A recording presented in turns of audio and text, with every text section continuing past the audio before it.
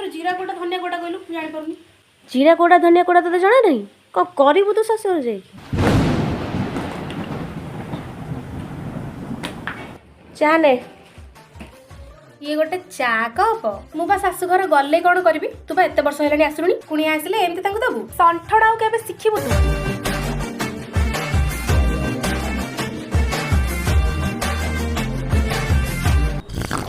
ଚା କିଏ କରିଛି ବା? ଭାଉଜ। ସିଏ ବି 2-3 ବର୍ଷ ହେଲାଣି ବାହା ହେଲେଣି, ତାକୁ ଚା ବନେଇବା ଖଣ୍ଡେ ଆସୁନାହିଁ। କ'ଣ କରୁଛ ତମମାନେ ସବୁ କ'ଣ?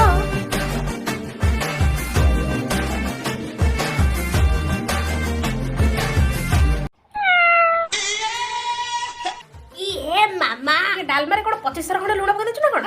ସେଇଥିପାଇଁ କାଇଁ ଆକୁ ଶାଶୁ କହୁଥିଲା ଆଉ। ମୁଁ କହୁଛି ମୋ ମାମାଟା ଭଲ, ତା ଶାଶୁ ଖାଲି ତାକୁ ହନ୍ତସନ୍ତ କରୁଛି।